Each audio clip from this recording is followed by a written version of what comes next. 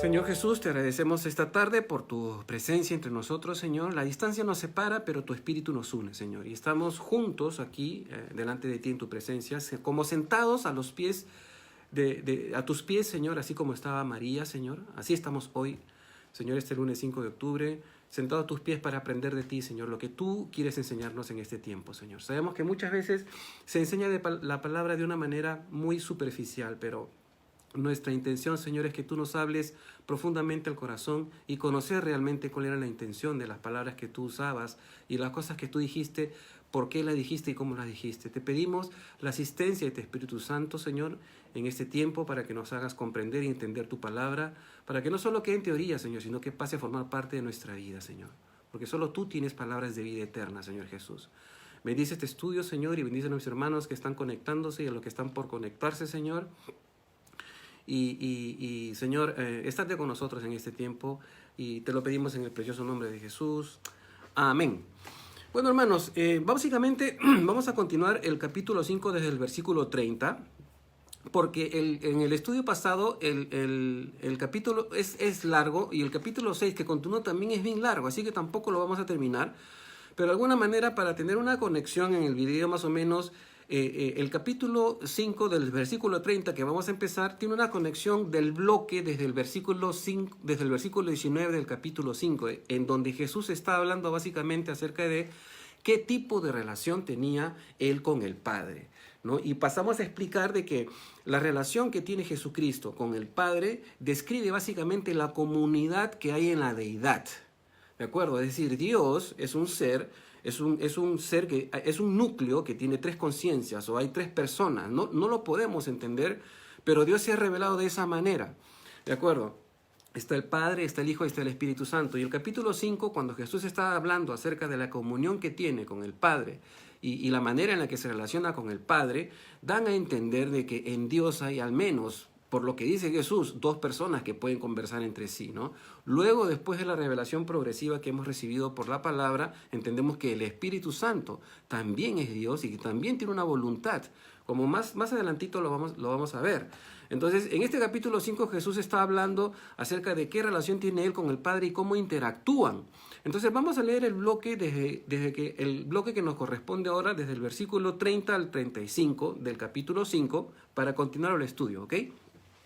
Dice el versículo 30 del capítulo 5 de Juan: no puedo yo hacer nada por mí mismo. Jesús está continuando desde el bloque anterior, desde el versículo 19 en adelante. Ahora estamos en el versículo 30. No puedo yo hacer nada por mí mismo. Según oigo, así juzgo. Y mi juicio es justo, porque no busco mi voluntad, sino la voluntad del que me envió, la del Padre. Si yo doy testimonio acerca de mí mismo, mi testimonio no es verdadero.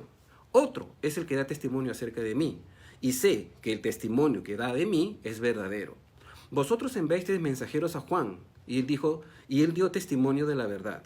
Pero yo no recibo testimonio de hombre alguno, mas digo esto para que vosotros seáis salvos. Él era antorcha que ardía y alumbraba, ¿no? Y vosotros quisisteis regocijaros por un tiempo en su luz. Entonces, hermanos, en el versículo 30 Jesús demuestra que no puede hacer nada por sí mismo, ¿ya? La pregunta entonces es, ¿no es Él el Dios Todopoderoso? ¿No clamamos nosotros los cristianos que Jesucristo es Dios? ¿No? Entonces, ¿por qué no puede hacer nada por sí mismo? ¿No? Él mismo da la respuesta, porque Él dice, según oigo, hago. Entonces, ¿de quién oye Jesús lo que Jesús hace? Lo oye del Padre, ¿de acuerdo? Entonces, pero inmediatamente, después que dice que Él hace las cosas que oye del Padre, Él inmediatamente dice que Él hace la voluntad del Padre, ¿de acuerdo? Entonces, Él dice que su voluntad también está en juego y en conjunción con la voluntad del Padre. O sea, Jesús voluntariamente hacía la voluntad del Padre, ¿de acuerdo? Hay esta concordancia en Dios. Entonces, esto demuestra que en la deidad no hay algún tipo de esquizofrenia o dualidad, ¿no? O sea, no es, Dios es perfectamente uno y las tres personas de la deidad están perfectamente unidas en naturaleza, son una sola sustancia, ¿no? Están en completo acuerdo, ¿no? Aún en la palabra, aunque la palabra, nos enseña que cada uno tiene voluntad propia. Por ejemplo, Ya que Jesús está diciendo aquí que Él tiene una voluntad propia, pero que está sujeta a la voluntad del Padre porque hace todo lo que el Padre le dice que haga, miren lo que dice Pablo en 1 Corintios 12:1, hablando de los dones del Espíritu Santo. Dice, 1 Corintios 12:1 dice, pero todas estas cosas las hace uno y el mismo Espíritu, repartiendo a cada uno en particular como Él quiere. Acá Pablo nos está revelando de que el Espíritu Santo también tiene una voluntad, ¿no? Pero que también está en mutuo acuerdo con la voluntad del Padre y con la voluntad del Hijo. Entonces, y esto lo quiero explicar básicamente como un paréntesis pequeñito. ¿Por qué? Porque hay una doctrina por ahí del gnosticismo o el dualismo, ¿no? En donde el orientalismo ha sido influenciado. Y como por ejemplo ustedes ven el yin yang y todo eso, ¿no? Que hay una lucha eterna entre el bien y el mal y hay una dualidad, ¿no? Que ambas están en una dialéctica, es decir, están en una lucha que equilibra y balancea poderes. De tal manera de que siempre en algo malo hay algo bueno y en algo bueno hay algo malo.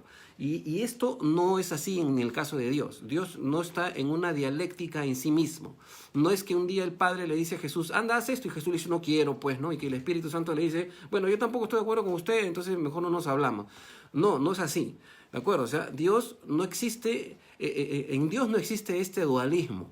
¿Ya? Y lo digo porque hay algunas religiones que profesan que Dios sí cambia y tiene diferentes temperamentos y diferentes actitudes, y no es así.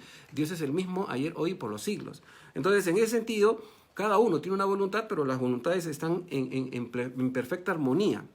Ahora, Jesús dice, Jesús juzga según lo que oye del Padre, por consiguiente su juicio es justo, pues el testimonio del Padre y el suyo son testigos del conocimiento de la revelación de Dios mismo, ¿sí? Entonces, esto evidencia que entre ellos conversan. Hay una conversación, ¿no? Cuando Jesús estaba en la cruz y dijo, Lama, Eloi, Eloi, Lama Sabactani, estaba hablando con alguien, ¿de acuerdo? Y cada vez que Jesús oraba, también estaba hablando con alguien, ¿de acuerdo? Estaba hablando con el Padre. Entonces, en la deidad hay esta familia, hay esta comunidad. Continuemos, los versículos del 31 al 32, Jesús aquí está testificando que el Padre es el quien da testimonio de Él.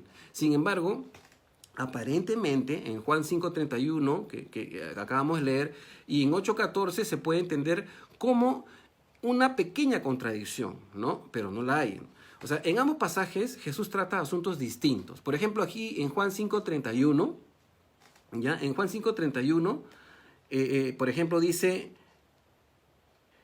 si yo doy testimonio acerca de mí, mi testimonio no es verdadero, ¿ya? Pero cuando él habla de esto, él no está diciendo, yo cada vez que hablo de mí mismo, significa que me estoy desacreditando. No, no es así. Entonces, y Juan 8:14 puede darse a entender de otra manera, lo vamos a leer dentro de un ratito. Entonces, aquí en Juan 5:31 la idea de que Jesús era... la idea de Jesús era que si él mismo daba testimonio de sí mismo, las autoridades judías no lo aceptarían. Ellos tomarían su declaración de que él es deidad como una declaración arrogante de autoexaltación. Es decir, Jesús no daba testimonio de sí mismo diciendo, mírenme, yo soy Dios, así como para que desacreditarse a sí mismo, porque él sabía que los judíos tenían prejuicios al respecto. ¿De acuerdo? En cambio, en Juan 8:14 el contexto es distinto.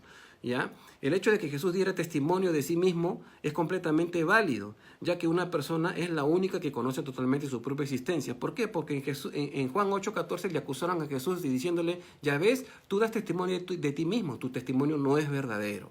Pero Jesús estaba hablando en diferentes contextos, ¿ya? Entonces Jesús afirmó que no buscaba acreditarse a sí mismo independientemente aparte de Dios. ¿Ya? Él se conformaba con someterse a la voluntad del Padre y dejar que el Padre lo acreditara, ¿sí? En su mismo bautizo, cuando salió del agua, ¿ya? Quien acreditó a Cristo Jesús fue el mismo Padre, quien habló desde el cielo, ¿no? He aquí mi Hijo, en el cual tengo contentamiento. Y esto fue un testimonio que lo oyeron muchos, tal vez no entendieron, pero lo oyeron. Entonces, es importante tenerlo en cuenta. La función de Juan el Bautista fue de ser testigo. Y un buen testigo dice la verdad tal como la conocen, como lo hizo Juan, ¿no es cierto? Entonces, Juan el Bautista, él estaba desarrollando un ministerio de preparación para la presentación del Mesías. Jesús no necesitaba testimonio de hombre alguno, ¿ya? Pero Juan el Bautista ayudó a la gente a que presenciaran de manera oficial la presentación del Mesías. O sea, Juan el Bautista presentó oficialmente al pueblo al Mesías. Ese era el ministerio de Juan el Bautista. Entonces la obra de Juan era para que la gente entendiera que Juan estaba a punto, no, para que la gente entendiera de que estaban a punto de ver al Hijo de Dios, ¿no? Saliendo del agua después del bautizo. Y por eso Juan vio que el Espíritu descendía en forma de paloma, para certificar básicamente quién era Jesús y que era el Mesías prometido. El versículo 35 de lo que habíamos leído, la gente quiso alegrarse y regocijarse grandemente. En el griego hay un énfasis que dicen que querían como alegrarse sobremanera durante el ministerio de este precursor, o sea, de Juan el Bautista. Pero a la gente, muchas veces es como enseñanza para nosotros, a la gente por la costumbre que tienen, le cuesta dejar aquello que le causa satisfacción por algún tiempo, ¿no? Y tanto es así que, por ejemplo, todo el tiempo que estuvieron con Juan el Bautista, ya estando Jesús presente, ¿no? Había gente que todavía seguía escuchando a Juan el Bautista y todavía seguía bautizando. Entonces, es algo así como que a veces cuando nosotros nos pegamos mucho a un tipo de pensamiento y el Señor nos da una revelación, nosotros nos mantenemos pegados ahí, ¿no? Y esa no es la idea. Continuamos entonces, hermanos, desde el versículo 36 al 43. Dice, mas yo tengo mayor testimonio que el de Juan. Jesús está hablando, Jesús está continuando, ¿no? su discurso. Mas yo tengo mayor testimonio que el de Juan, porque las obras que el Padre me dio para que cumpliese, las mismas obras que yo hago dan testimonio de mí, que el Padre me ha enviado. También el Padre que me envió ha dado testimonio de mí. Nunca habéis oído su voz ni habéis visto su aspecto, ni tenéis su palabra morando en vosotros, porque a quien él envió, vosotros no creéis. Escudriñad las Escrituras, porque a vosotros os parece que en ellas tenéis la vida eterna, y ellas son las que dan testimonio de mí, y no queréis venir a mí para que tengáis vida. Gloria de hombres no recibo, mas yo os conozco que no tenéis amor de Dios en vosotros. Yo he venido en nombre de mi Padre, y no me recibís. Si otro viniere en su propio nombre, a ese recibiréis. Entonces, en este bloque, en el versículo 36, aunque Juan el Bautista es el gran vocero de Dios, no hizo ningún milagro. Lo único que hizo fue bautizar a la gente. Y esto es de hacerse notar, ¿no? Miren lo que dice en Juan capítulo 10, versículo 41, acá mismo en el Evangelio de Juan dice, y muchos venían a él y decían, Juan a la verdad ninguna señal hizo, pero todo lo que Juan dijo de este era verdad. Es decir, la gente estaba hablando de Jesús, venían a Jesús y decían esto. Oye, ¿has escuchado que Juan decía esto? Sí. ¿Juan no hizo milagros? No, no hizo milagros. Pero todo lo que Juan dijo de este Jesús es verdad. Y la gente entraba en ese convencimiento, ¿no? Entonces, las señales eran obras específicas que el Padre le había asignado al Hijo para que las hiciera. Y esto certificaba que Jesús realmente era el Mesías. Estos milagros ya habían sido profetizados en el Antiguo Testamento. Por ejemplo, si leemos nosotros Isaías 35, del 4 al 6, dice así, decid a los de corazón apocado, esforzaos, no temáis, y aquí que vuestro Dios viene con retribución, con pago. Dios mismo vendrá y os salvará. Entonces los ojos de los ciegos serán abiertos, y los oídos de los sordos abrirán. Entonces el cojo saltará como un ciervo, y cantará la lengua del mudo, porque aguas serán cavadas en el desierto y torrentes en la soledad. Isaías ya había profetizado que iban a haber este tipo de milagros en el pueblo de Israel, pero lo que llama la atención de este versículo es Dios mismo vendrá y os salvará. Entonces, si el Mesías, presentado por Juan el Bautista, era el Cristo, el ungido de Dios, y haciendo un análisis del texto de Isaías, básicamente Mesías era Dios, así de simple. 2 más 2 son 4. Entonces, ni vuelta que darle, ¿no? Y estas señales certificaban por sí solas de que Jesús era Dios en la carne, el Emmanuel, el Emmanuel que iba a estar caminando entre nosotros. ¿De acuerdo? El versículo 37 presenta una dificultad un poco de dificultad teológica si se mira desde el punto de vista de la verdad que Jesús está diciendo. ¿Por qué? Porque el versículo 37 dice, también el Padre que me envió ha dado testimonio de mí. Nunca habéis oído su voz ni habéis visto su aspecto. Y esto Jesús lo dice bien claro. Entonces Jesús dice que nadie jamás ha oído ni visto al Padre, ni nadie conoce su aspecto. Entonces, si esto es cierto, ¿ya? Y si Jesús no miente, ni tampoco está exagerando, hay algunas preguntas que me gustaría poner en la mesa para analizarlas. Primero, ¿a quién estaba describiendo Isaías en el capítulo 6 del 1 al 5? Cuando Isaías tuvo la visión, Él dijo, ay de mí que soy inmundo, porque siendo hombre del lado es inmundo, han visto mis ojos a Jehová de los ejércitos, el Rey. ¿A quién estaba viendo Isaías? ¿De acuerdo? Otra pregunta, ¿con quién hablaba Moisés? Cuando se dice que hablaba con Dios cara a cara. Y esto lo pueden buscar ustedes en Éxodo 13:11, porque dice, ahí en Éxodo 13:11 dice, porque Moisés hablaba con Dios como cuando alguno habla con su compañero, cara a cara. ¿De acuerdo? Otra pregunta, ¿qué voz oyó Abraham cuando se le manifestó en todas las oportunidades que Dios lo hizo? ¿A quién escuchaba Abraham cuando escuchaba la voz de Dios? En Génesis 26:2 dice que Jehová se le apareció a Isaac. Y Jesús está diciendo aquí, al Padre nadie ha visto jamás y nadie conoce su aspecto. Entonces, ¿a quién vieron estos testigos del Antiguo Testamento? Entonces, es importante hacernos estas preguntas para certificar realmente quién es el Mesías. ¿De acuerdo? Entonces, no es casualidad que Jesús mismo diga ser el yo soy del Antiguo Testamento. Y por esto era durísimo para los judíos entender esto. Que él diga yo soy, que era el equivalente de YHWH, que es el tetragrama, que son el nombre de Dios. Ustedes saben que en hebreo no tiene consonantes, no tiene vocales, solamente está compuesto de consonantes, ¿no? Entonces, el nombre de Dios en hebreo es YHWH. Y cuando Jesús decía yo soy, estaba mencionando ese mismo nombre. Entonces los judíos se tapaban los oídos porque no podían creer que Jesús estaba identificando con este Jehová del Antiguo Testamento. Entonces, en Mateo 3:17 ya se lee que una voz del cielo se oyó en el bautismo de Cristo. Es verdad, la voz, este es mi Hijo amado. ¿Quién estaba hablando en ese momento? ¿Sí? Y Pedro lo corrobora en 2 de Pedro 1:17, ¿no? ¿Por qué? Porque en 2 de Pedro 1:17 leemos, pues cuando él recibió de Dios, Padre, honra y gloria, le fue enviada desde la magnífica gloria una voz que decía, este es mi Hijo amado en el cual tengo complacencia. ¿Ya? Ahora, tal vez la voz del Padre solo la oyeron Juan el Bautista y Jesús en el bautizo, no lo sabemos, ¿no? En su bautizo. Pero Pedro, Santiago y Juan también oyeron una voz, ¿de acuerdo? ¿En dónde? En la transfiguración. Esto está registrado en Mateo 17 del 1 al 8. Y vieron el resplandor de Jesús. ¿Se acuerdan la transfiguración? Cuando Jesús resplandeció en sus vestidos y despertaron los discípulos medio soñolientos, dijeron, Señor, es bueno para nosotros estar aquí contigo. ¿Por qué no preparamos unas enramaditas para Moisés y para Elías y para ti?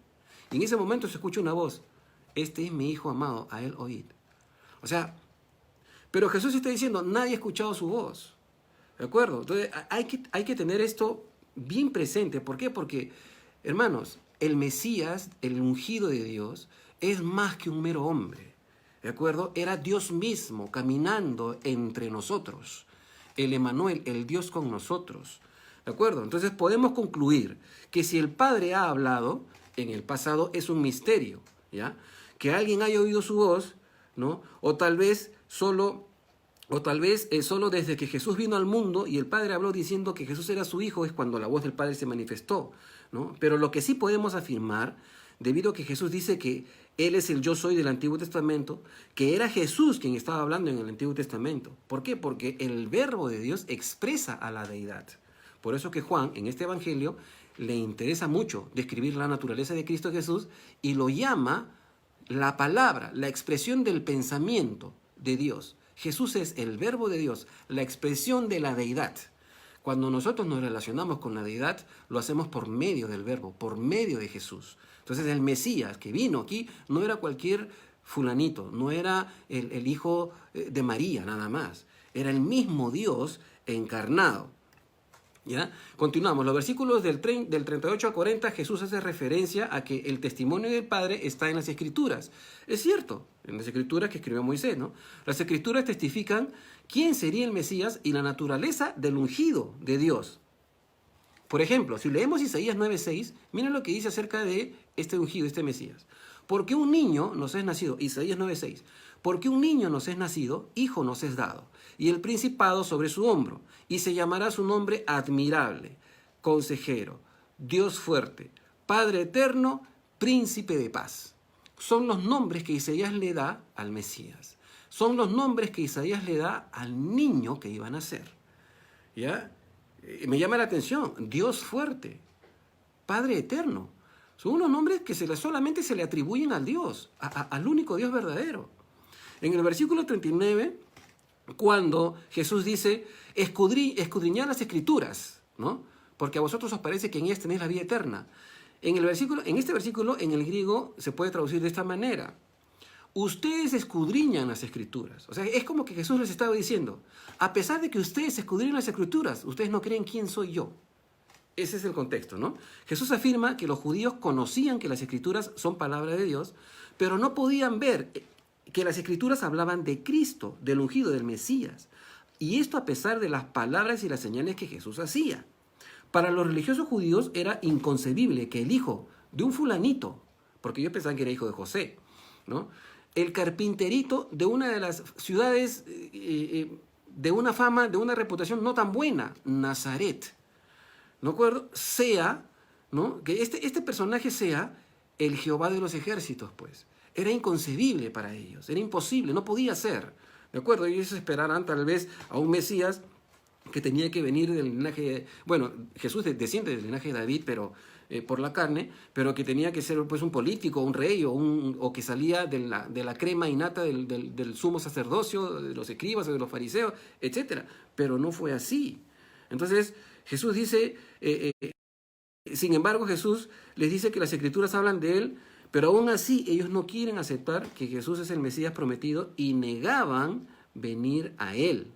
Ahora, en el versículo 41, los judíos pudieron haber pensado que Jesús estaba queriendo reconocimiento oficial de los líderes. Por eso que dice, gloria de hombres yo no recibo, dice Jesús. Pero a Jesús no le importaba este reconocimiento de las personas. Él sabía que la religiosidad de los judíos era su propia ruina, ¿no? Por eso que él dice, gloria de hombres no recibo. O sea, a mí no me gusta que la gente empiece a glorificarme a mí como si yo fuera pues el caudillo que va a traer solución en un contexto que Jesús no había venido. Es lo que Jesús quería decir, ¿de acuerdo? Entonces fue por eso que él dice gloria de hombres no recibo. En el original cuando dice ¿no? Cuando dice gloria de hombres, ¿ya?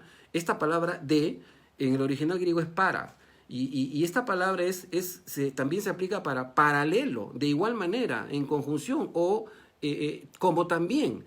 Entonces, Jesús está dando la idea de que él no se coludía con la gloria que los religiosos judíos ostentaban. ¿De acuerdo? Entonces, ellos se jactaban de conocer la ley, los judíos religiosos se jactaban de conocer la ley y proclamaban que todo aquel que no conocía la ley estaba maldito, ¿no? Sin embargo, no podían discernir que la ley en general apuntaba al Mesías. ¿Y esto por qué no lo pueden discernir? Su falta de amor, ¿no? La falta de amor y comprensión de los religiosos eran el obstáculo para poder ver quién era Jesús. Jesús les recalca que él viene en nombre del Padre, pero ellos, por causa de su carencia de amor, no discernían ni recibían quién era Jesús.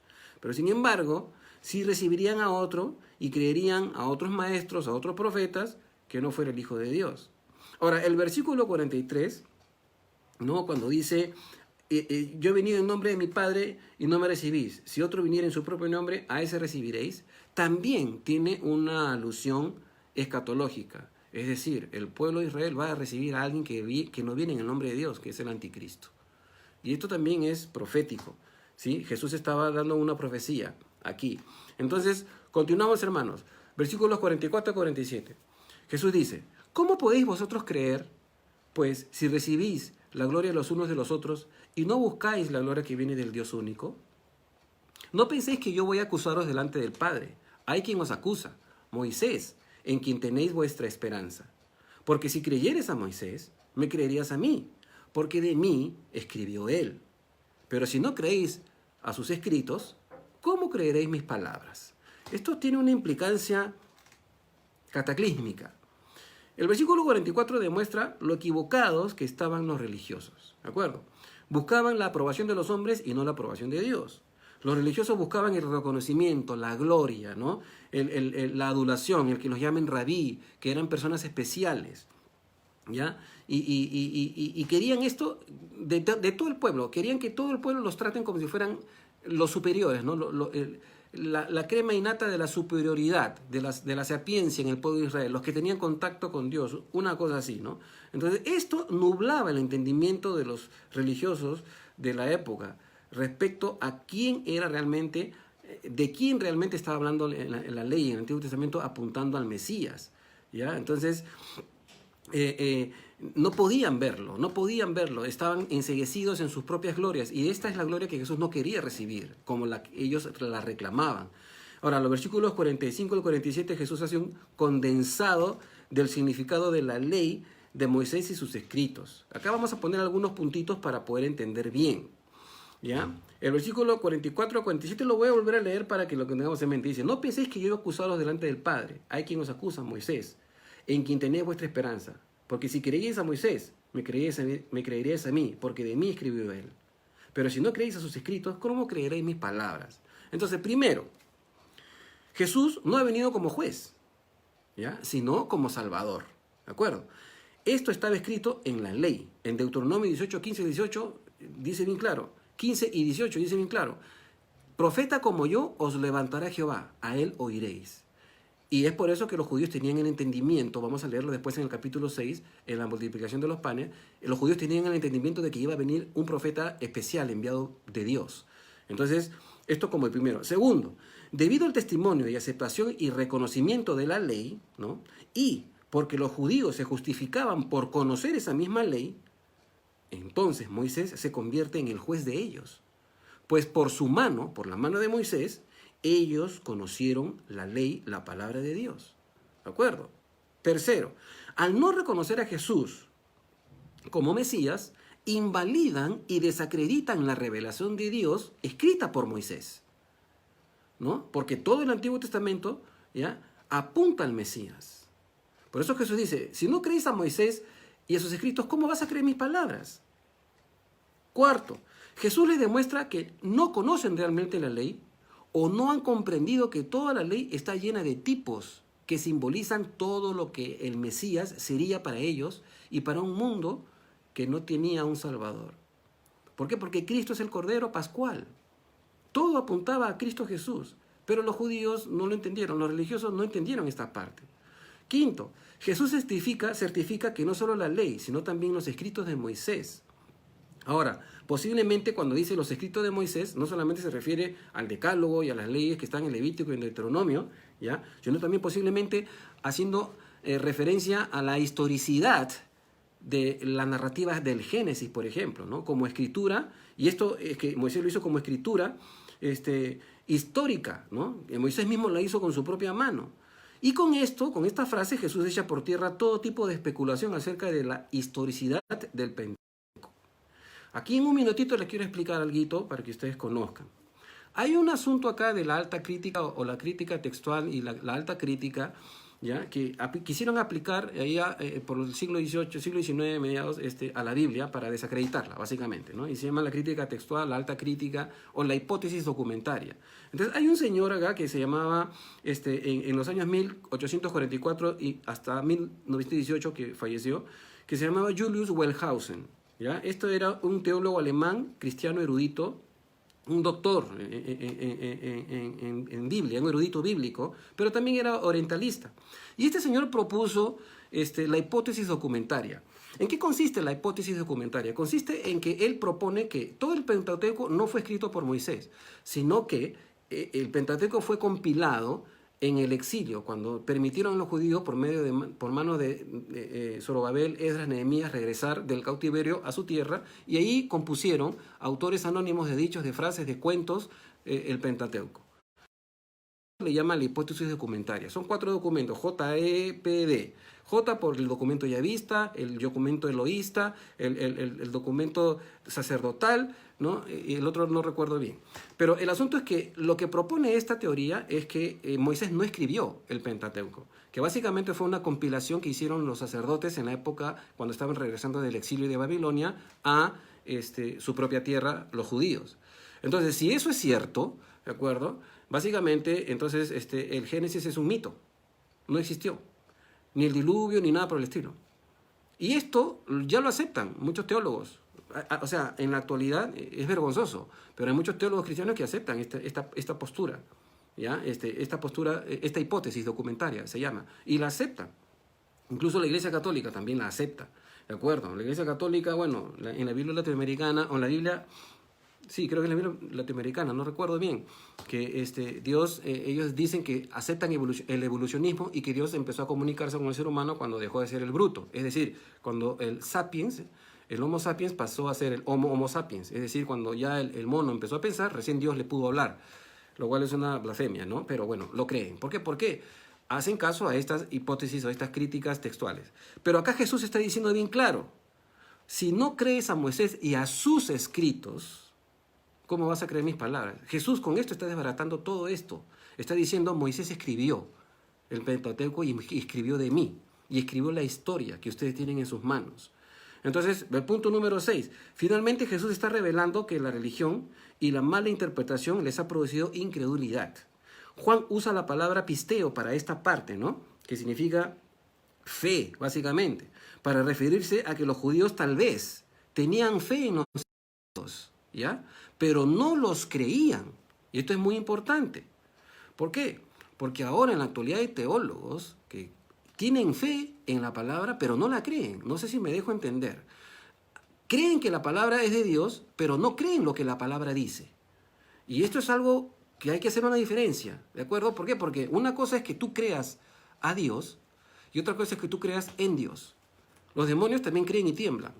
Pero una cosa es creer a Dios por medio de su palabra y otra cosa es creer en Dios. Así hay teólogos ahora, ¿no? Que están metidos ahí estudiando y usan un montón de artilugios y artimañas para desacreditar y desvirtuar los escritos bíblicos y creen que de alguna manera es palabra de Dios, pero no creen que lo que está diciendo es la revelación de Dios.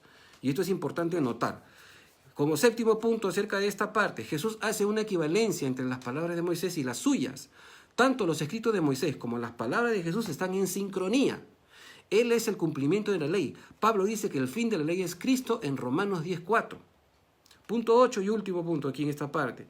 Si no crees a lo que Moisés dijo de mí, estoy parafraseando lo que dijo Jesús, si no crees a lo que Moisés dijo de mí, ¿cómo creerás lo que yo te digo ahora? Jesús los está enfrentando con lo que ellos mismos creen o suponen que conocen de la ley. Los judíos creían, la memorizaban. Los judíos ortodoxos, los religiosos, los escribas, los fariseos, o sea, ellos crecían memorizando el texto, se lo sabían de paporreta, pero no creían lo que el texto decía. Y por eso no podían reconocer que Jesús era el Mesías. Miren lo que dice, acá hay una cita que quiero poner para entender esta parte de la dureza del corazón de la religión judía de esa época. En Lucas 16, del 29 al 31 dice, y Abraham le dijo, y esto está en el contexto de lo que Jesús narra acerca del rico y Lázaro, ¿ya? Que no necesariamente es una parábola. ¿Por qué? Porque hay nombres propios aquí. En las parábolas Jesús nunca usa nombres propios.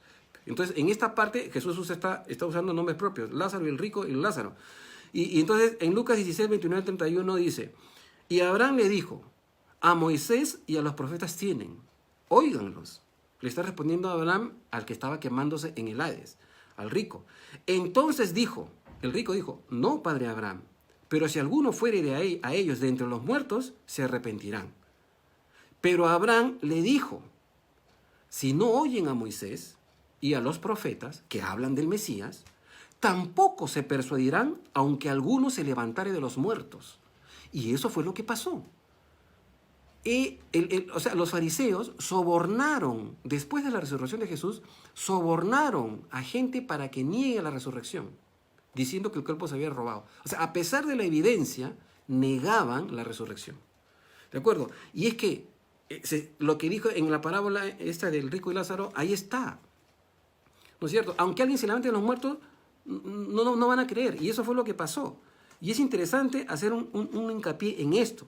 Entonces, para ya terminar este capítulo 5 y entrar al capítulo 6, ojalá que me alcance el tiempo, Dios quiera, un resumen básico, ¿no? La ley y los profetas apuntan al Mesías y la revelación a lo largo de todo el Antiguo Testamento apunta a la persona de Jesús. Rechazar a Jesús es negar la revelación hecha a lo largo de la historia desde que Dios prometió al hombre por medio de la simiente de la mujer en Génesis 3:15. No estamos hablando aquí de la observancia de la ley y el ejercicio obligatorio de los estatutos de la ley. El propósito de Jesús era hacerles entender que la ley era la sombra de las cosas que apuntaban a Él, hacia su persona. La ley era el ayo, el tutor, la preparación para el entendimiento de lo que sería la redención, no solo de los judíos, sino también de los gentiles, del mundo entero. El Cordero de Dios que quita el pecado del mundo, no solo de algunos, sino de todo aquel que le confiese y le recibe como Señor y Salvador. Entonces, si haces a Jesús tu Salvador y Señor, entonces Dios te imputa la justicia de Cristo y debido a esta imputación, el Espíritu Santo entra en ti, opera el nuevo nacimiento y eres declarado justo y santo. Por eso que las epístolas de Pablo, cada vez que él hacía su introducción a las cartas, siempre dice a los santos que están en Tesalónica, a los santos que están en Colosas, a los santos que están en Éfeso, etcétera, porque somos santos y somos justificados por Dios, no por nuestras obras, sino por el decreto de Dios. Dios lo ha estipulado así. Al recibir a Jesús, Dios te declara justo y santo, aunque de justo y santo no tengas ni un pelo, pero es que Dios lo ve así. Entonces nosotros practicamos la santidad porque somos santos, ¿de acuerdo? Vamos a entrar ahora al capítulo 6, hermanos, rapidito. Ok, vamos a leer el primer bloque del versículo 1 al versículo 7. Después de esto, Jesús fue al otro lado del mar del Galilea, el de Tiberias, y le seguía gran multitud, porque veían las señales que hacía en los enfermos. Señales que, ojo, Juan no narra aquí. Entonces subió a un monte, perdón, y se sentó allí con sus discípulos. Y estaba cerca la Pascua, la fiesta de los judíos. Cuando alzó Jesús los ojos y vio que había venido a él gran multitud, dijo a Felipe, ¿de dónde compraremos pan para que coman estos? Pero esto decía para probarle, porque él sabía lo que había de hacer. Felipe le respondió, 200 denarios de pan no bastarán para que cada uno tomase un poco. Entonces, en los versículos del 1 al 2 de este capítulo 6, aunque la expresión después de esto se identifica, es indefinida, ¿ya? Se puede saber por la cronología de los evangelios sinópticos, es decir, por Mateo y por Marcos, ¿ya? Que, por ejemplo, esto es historia, lo que pasó en ese momento, ¿no? Lo que estaba pasando. Herodes Antipas ya había dado muerte a Juan el Bautista. Juan ya había muerto para este momento, y esto está en Marcos 6, 14 al 29. Que los discípulos ya habían predicado en toda Galilea. Esto está en Marcos 6, del 7 al 13 y del 30 al 31. Que las multitudes tenían curiosidad por Jesús y que Herodes Antipas lo estaba buscando. Quería saber quién era este Jesús. Esto lo registra Lucas en capítulo 9, del versículo 7 al 9. Así que probablemente el tiempo que transcurrió entre los capítulos de este evangelio que estamos leyendo, entre los capítulos 5 y el capítulo 6, fue aproximadamente de 6 meses. Algunos estudiosos teólogos piensan que de repente pasaron entre 10 a 12 meses entre el capítulo 5 de Juan, que estamos estudiando, y el capítulo 6.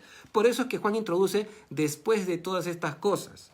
Entonces, recordemos que Juan ya conocía los sinópticos, ¿no? Ya estaban en circulación los evangelios sinópticos, y su intención es narrar lo que él consideró faltaba en los sinópticos. Es decir, un complemento de los evangelios que ya habían circulado o que estaban circulando. La gente veía las sanidades sobre los enfermos, pero Juan no las menciona aquí en su evangelio.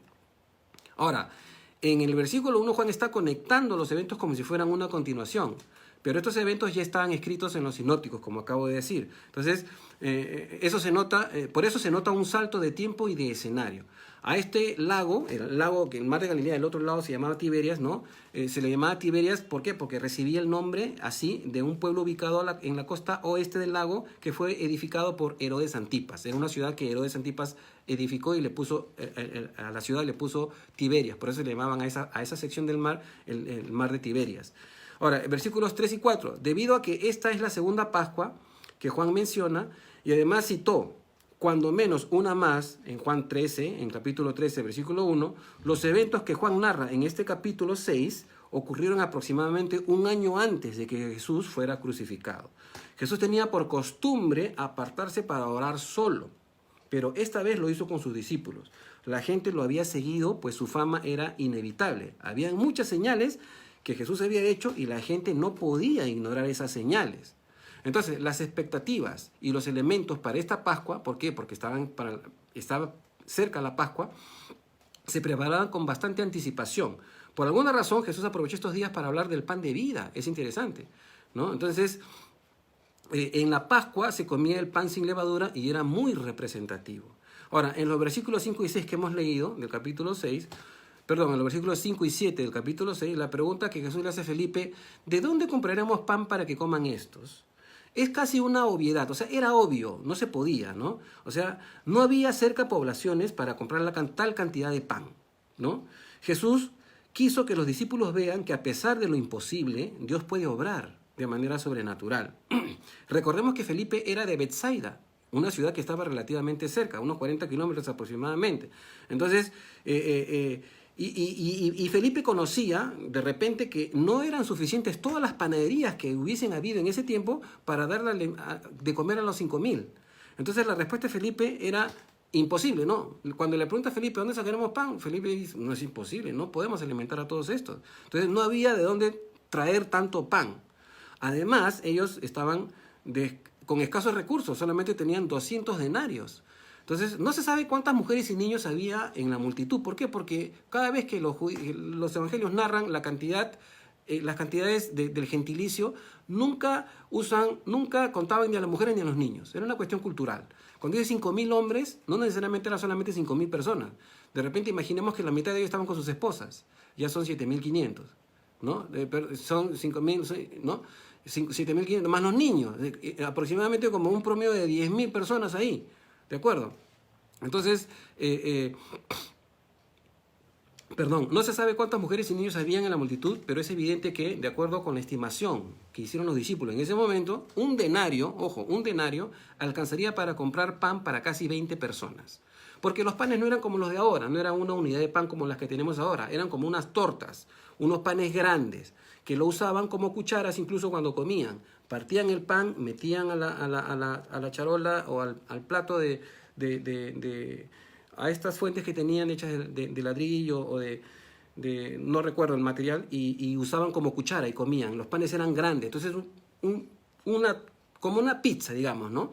Alcanzaba para más o menos 20 personas. Entonces, el denario era la única moneda legal de plata que se usaba en esa parte occidental del Imperio Romano. Un denario equivalía a unos 16 haces. Había un as, 2 haces, 3 haces. Entonces, un denario equivalía aproximadamente a 16 haces. Y una hogaza de pan, o sea, un pan grande, como una pizza familiar ahorita, más o menos así de ese tamaño, ¿ya? Costaría 2 haces. Entonces, con un denario comprabas casi 20 panes. Pues en esa región de Galilea el precio estaba un poco devaluado. Y el pan de repente estaría costando un as y un poquito más. Entonces con un denario comprabas por lo menos unos 20 panes. Y ellos tenían solo 200 denarios. O sea, por toda esta lógica, ¿no? Encima de todo esto Jesús ya sabía qué tenía que hacer. Su pregunta era para que sus discípulos sean conscientes de esta realidad, de que era imposible alimentar a todos. Con lo que tenían, era imposible alimentar a todos. Entonces calculemos un total de casi 10.000 personas, 9.000, 10.000 personas ahí sentadas en grupos. Ahora, sin considerar, obvio que las mujeres no fueron contadas, por eso que estamos estimando que de repente eran como unas casi 10.000 personas. ¿De acuerdo? Continuamos leyendo. Versículo 8 al 13. Uno de sus discípulos, Andrés, hermano de Simón Pedro, le dijo, aquí está un muchacho que tiene 5 panes de cebada y 2 pececillos más. ¿Qué es esto para tantos? Entonces Jesús dijo, hacer recostar a la gente. Y había mucha gente en la hierba en aquel lugar. Y se recostaron como de 5.000 varones. Y tomó Jesús aquellos panes y habiendo dado gracias los repartió entre los discípulos y los discípulos entre los que estaban recostados a sí mismos de los peces cuanto querían. Y cuando se hubieron saciado, dijo a sus discípulos, recoged los pedazos que sobraron para que no se pierda nada. Recogieron pues y llenaron 12 cestas de pedazos que de los panes de cebada sobraron a los que habían comido. Entonces, estos eventos en Marcos 6, del 35 al 38, se registran con más detalles. Los discípulos le sugirieron a Jesús que a sus aldeas cercanas que compren pan. Esto está en Marcos 6:35. Los discípulos dicen, Señor, son muchos, mándalos a su casa para que compren pan. Así que a veces también nosotros queremos sugerirle al Señor que haga las cosas como nosotros pensamos que se deben hacer, ¿no? Pero esa no es la lógica de Dios. Entonces, Andrés, sin embargo, ¿no? Comparado con Felipe, había investigado, había buscado entre las personas y encontró un muchacho que tenía los panes y los peces. Básicamente, ¿por qué? Porque en Marcos 6:38 Jesús dice, id y vedlo. O sea, Jesús como que dice, vean si alguien tiene algo de comer. Entonces, todo lo que había era el almuerzo de un joven, de un muchacho. Entonces las palabras de Andrés cuando dice, esto es solamente, ¿qué es esto para tantos? A mí me suena como que esto alcanza solamente para nosotros, algo así, ¿no? Digamos como que ellos también estaban con hambre y en vista de que había mucha gente, mejor nos comemos nosotros esto. Entonces en el versículo 10 Jesús mandó a que los discípulos agruparan a la gente. En la costumbre judía no se contabilizaban las mujeres, como ya lo vengo diciendo, ni niños cuando se narraban los eventos de relevancia. Entonces, de los versículos 11 al 13 narran la multiplicación de los panes y de los peces como algo que no se dio de manera abrupta. Y esto es interesante anotarlo, ¿ya? Sino que el milagro se dio de manera proporcional. Es decir, imagínense Jesús multiplicando los panes y los peces en una mesa para 10.000 personas. Era imposible, hubiese sido camionadas de pan. Entonces no se pudo. Imagínense ahora esto. Hubiera parecido un acto de magia. Pero conforme compartían el pan entre los discípulos con los demás, los panes y los peces se multiplicaban. El milagro evidente, el poder sobrenatural de Jesús en la actuación del compañerismo de las personas se dio de esa manera. Jesús quiso multiplicar los panes en el compartir que cada uno tenía, que cada uno hacía con los demás. No es que Jesús agarró y multiplicó los panes en unas mesas especiales que estaban separadas para todas las personas, porque eso hubiese sido una cantidad de pan y de peces enorme y hubiese parecido magia, y no fue así. Y ahora, las 12 canastas que sobraron revelan que Dios no menosprecia el esfuerzo de quienes sirven con Él, ¿no? ¿Por qué no sobraron 13 o 20 canastas, ¿no? Oh, casualidad, sus discípulos eran 12 y sobraron 12 canastas, como diciendo una para cada uno, tal vez. No lo dice el texto, pero podemos tener una idea. Entonces Dios está está interesado en la buena administración de sus recursos. Nunca debemos menospreciar la abundancia con la que Dios bendice a su iglesia y con la que nos bendice de manera familiar y personal. Un milagro de abundancia y multiplicación como este puede sugerirnos que no es importante salvaguardar lo que nos sobra, pero como buenos administradores tenemos que administrar sabiamente los recursos del Señor. Ahora, el versículo 13, ¿no? Hablando de las canastas, ¿no? Dios multiplicó también, el Señor también multiplicó las canastas, ¿o qué? Porque aparecieron 12 canastas, no había ninguna y ahora hay 12. Entonces multiplicó también las canastas. Bueno, el texto no lo narra, Juan no lo dice, pero era posible de que las canastas eran de que la gente cada vez que seguía a Jesús siempre iban con su fiambre y a veces llevaban algo para comer por ahí. Entonces, nos deja como lección, Dios va a suplir todo lo que hace falta para su obra cuando Él lo considere necesario. Siempre va a ser así. No temamos cuando Dios nos encomienda cosas para poder hacerlas, porque Dios es quien suple. Continuamos con el versículo 14 al 21. Aquellos hombres entonces, viendo la señal que Jesús había hecho, dijeron, este verdaderamente es el profeta que había de venir al mundo.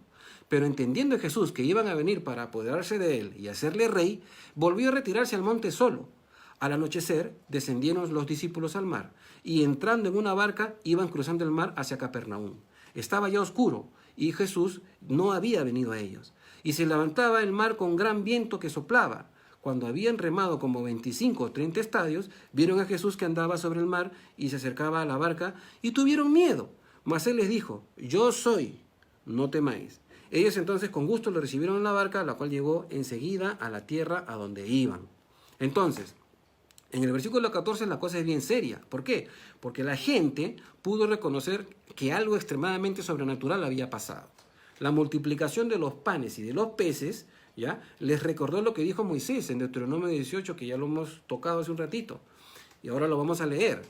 Profeta de en medio de ti, de tus hermanos como yo, te levantará Jehová tu Dios, a él oiréis. Y el versículo 18 dice, profeta les levantaré en medio de sus hermanos, como tú, y pondré mis palabras en su boca, y él les hablará todo lo que yo mandare. El hecho de la multiplicación de los panes recordó al pueblo lo que había hecho Moisés, porque Moisés también, por medio de Moisés, descendió la intervención de Moisés, descendió el maná.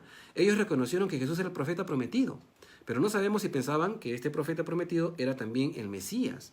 Las profecías mesiánicas también aludían a los gentiles, ojo.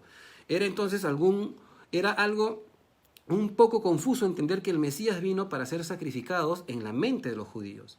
Moisés les dio el maná del cielo y esto lo relacionaba con el pan que acababan de comer. También los liberó de la esclavitud de Egipto. Ellos esperaban a un libertador del yugo de la invasión romana. Pero en la mentalidad religiosa judía no cabía el tiempo de los gentiles y la iglesia. Por esa razón quisieron hacerlo rey. Porque dijeron, es imposible, él tiene que ser el rey, él tiene que ser el profeta, él tiene que ser. Entonces, hasta esa época en Israel estaban sin rey y solo era gobernada por tetrarcas, ¿no? Se había dividido en asociación con la administración romana, los tetrarcas gobernaban sobre sectores de las ciudades. Todos esperaban al rey descendiente de David que ocupara el trono y restaurara la monarquía davídica. Entonces, las expectativas del rey, profeta y Mesías estaban entremezcladas en el pensamiento de los judíos de esa época. No había un acuerdo común entre la misma comunidad ortodoxa judía, pero las señales y milagros de Jesús eran tan evidentes que la gente quiso apoderarse de Jesús. Acá hay algo importante. Cuando dice, quisieron apoderarse de él, en el versículo 15, ¿ya? La palabra que usa ahí el evangelista es harpazo, que es la misma palabra que usa el apóstol Pablo para el rapto de la iglesia. Entonces, esto indica que la gente quería con violencia apoderarse de Jesús y llevarlo para hacerlo rey, ¿no? O sea, causando una revuelta, causando como una especie de guerra civil o algo así. Entonces Jesús eso no quería, eso no era para lo cual él había venido. Los otros sinópticos narran de que Jesús despidió a la gente, ¿ya? Pero esto fue lo que estaba pasando según la perspectiva de Juan, ¿ya? Entonces es importante entender de que las narrativas de los sinópticos comparadas con las de Juan no están en contradicción, porque cada testigo recuerda los momentos más importantes para su narrativa, ¿no es cierto? Entonces solo Juan narra este evento que indica que Jesús no dejó que hicieran eso, o sea, que se apoderaran de él, sino que se retiró al monte a orar él solo. Jesús sabía que que él no había venido para reinar, sino para ofrecer su vida como expiación por el pecado del hombre. Ahora, los eventos del 16 al 21, ¿ya? También son narrados en Mateo 14, 22 al 27, Marcos 6, del 45 al 52. Ustedes los pueden leer después. Pero solo Mateo registra que Pedro caminó sobre el agua. Al parecer, para Juan no fue tan importante lo que Pedro hizo.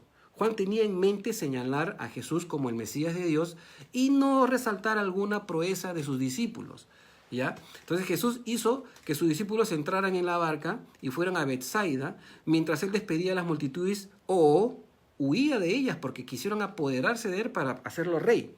Ahora, de Betsaida, ¿no? Se dirigieron a Capernaum. Ambas ciudades están en el extremo norte del mar de Galilea, ¿ya? Y los discípulos, al estar en el lago, se ocultó el sol y el viento arreció.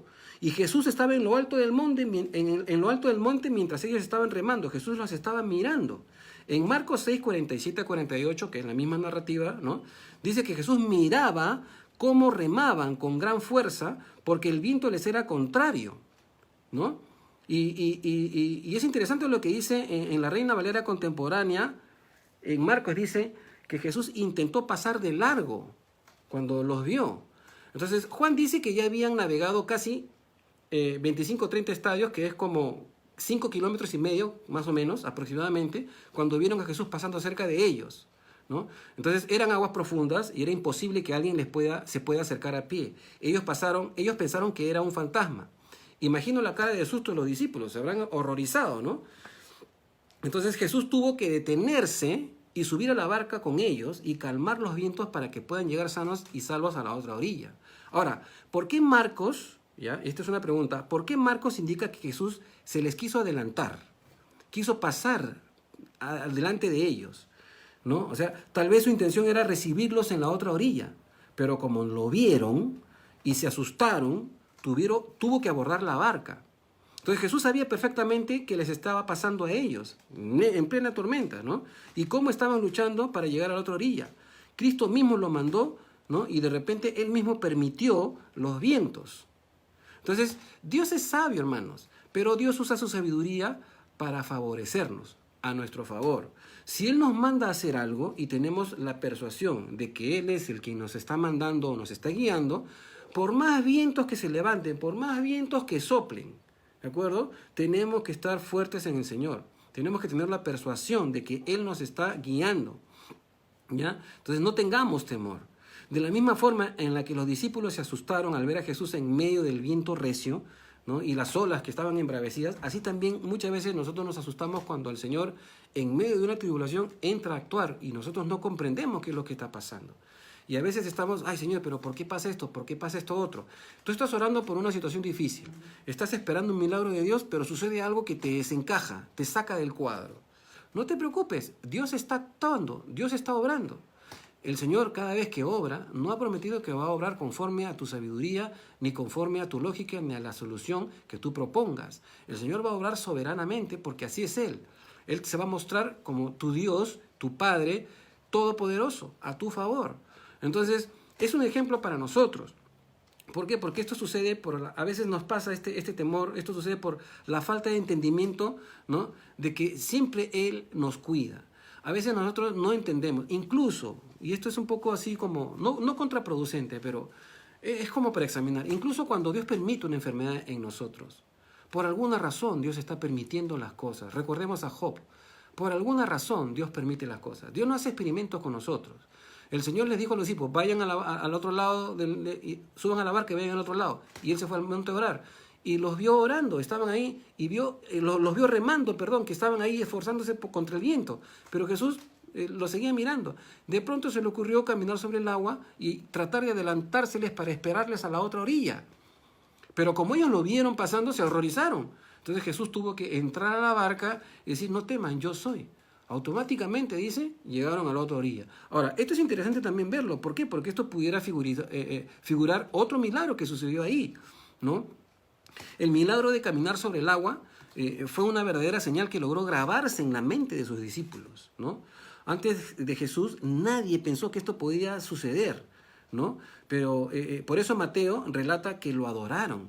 Cuando Jesús subió a la barca, lo adoraron y le dijeron, tú eres el Hijo de Dios, porque nadie puede caminar sobre el agua, ¿no? Y Jesús estaba pasando sobre el agua y fue interesante ver esta escena. Entonces, las palabras, la cual llegó enseguida a la tierra donde iban, sugiere que probablemente Jesús hizo otro milagro. ¿Por qué? Porque le faltaba mucho para llegar a la otra orilla, ¿no? Pero de pronto Jesús subió a la barca y ya estaba ellos al toque llegando al otro lado. O sea, como que lo sacó rápido del problema. Y Dios va a actuar con nosotros así también, hermanos. Muchas veces lo va a hacer, nos va a sacar rápido. Ni bien Jesús subió a la barca, los vientos se calmaron y luego llegaron inmediatamente. El griego sugiere esto, que llegaron inmediatamente a la otra orilla, ¿sí? Esto sucedió más o menos aproximadamente en la cuarta vigilia, es decir, entre las 3 y 6 de la mañana. No sabemos a qué horas realmente sucedió, pero entre ese lapso de tiempo, entre las 3 y 6 de la mañana. O sea, prácticamente los discípulos estuvieron en una vigilia toda la noche tratando de llegar al lago. No pudieron, ¿no? Y fue bien dramático. Jesús tuvo que caminar sobre el agua para solucionar sus problemas, los problemas de sus discípulos. Y así Jesús lo va a hacer 1000 veces por todos nosotros. Entonces, con esto ya estamos terminando, hermanos. Al menos hasta este versículo que hemos llegado hasta el versículo 21 del capítulo 6, ¿no? Pensemos, hermanos, que las maneras en las que Dios nos guía pueden ser desafiantes, ¿ya? Algunas veces, obvio, ¿no? Pero Él permite dificultades para mostrar su poder y la solución. Si nos toca remar, entonces hagámoslo en nuestro mejor esfuerzo, ¿ya? Sabiendo que en cualquier momento el Señor va a intervenir y nos va a librar del problema. O sea, a veces Dios nos impulsa y nos guía a hacer algo. Si estamos nosotros, por ejemplo, en una situación de tiempo, ¿no? Que tengo que hacer esto porque no me alcanza en tiempo y tengo que hacer esto otro porque si no pierdo acá y pierdo allá, confiemos, Dios administra nuestros tiempos y nos está enseñando a sojuzgar los tiempos. Recuerden, hermanos, que nosotros vamos a reinar con Cristo y vamos a ser reyes y sacerdotes. Entonces, esta vida que el Señor nos permite vivir aquí es una vida de teoría y práctica. Porque ¿cómo juzgaremos nosotros a un mundo en el milenio si no tenemos la experiencia para hacerlo? Las cosas las tribulaciones que pasamos y las cosas que pasamos atribulados aquí, básicamente nos están ejercitando y nos están dando la sabiduría necesaria para que cuando reinemos con Cristo podamos ser de utilidad en el reino milenial. Nosotros somos reyes y sacerdotes y vamos a reinar con Cristo. Esa es la idea. Por eso es que el Señor permite que nosotros padezcamos todo lo que padezcamos. ¿De acuerdo? Las palabras de Jesús siempre van a ser, no temas, yo soy. Siempre el Señor nos va a consolar de esa manera. En medio de algún problema, no temas, yo soy. ¿De acuerdo? El Señor no nos va a dejar solos. Metamos eso en nuestras cabecitas.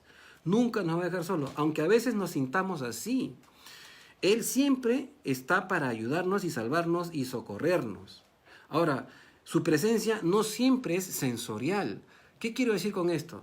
No siempre vamos a sentir a Dios de manera, es decir, con nuestros sentidos. A veces estamos esperando experiencias sensoriales para determinar que Dios está de nuestro lado y sentir cosas. Pero no, el Espíritu Santo no actúa así. El Espíritu Santo ya habita en nosotros y Él siente sus sentimientos en nosotros y piensa sus pensamientos en nosotros también. A veces nosotros tenemos una idea, un pensamiento, y es Dios quien está pensando sus pensamientos en nosotros y nos lleva a actuar. Y entonces por eso es que el Señor piensa en nosotros y nos da la solución a los problemas. Y no hay nada de vientos, ni remolinos, ni nada. A Elías le habló por medio de un silbido en vez de estar en la tormenta. Entonces el Espíritu Santo es todopoderoso, hermanos. El Dios que habita en tu corazón, por medio del Espíritu Santo, es el todopoderoso, ¿no? Y Él va a dar la solución siempre y cuando nosotros estemos pegados, siempre y cuando estemos en contacto con el Señor, estudiando su palabra, ¿no? Dos maneras de leer la palabra, hermanos, de manera devocional. Yo puedo leer rápidamente, simplemente, y capto un versículo, lo memorizo y lo trato de que forme parte de mi vida. Pero también la otra manera inductiva de leer y estudiar el texto, que es lo que hacemos los pastores en la iglesia, ¿no? El pastor Fernando, el pastor Lucho y quien les habla. Estamos escudriñando las Escrituras. Entonces es bueno estudiar así también. ¿Por qué? Porque si leemos solamente devocionalmente es muy superficial. Hay que entender por qué sucedió lo que sucedió y contextualizarlo todo. Hermanos, no me pasé, solamente les he robado 6 minutos, tengo 6 y 6. Pensé que me iba a pasar un poquito más.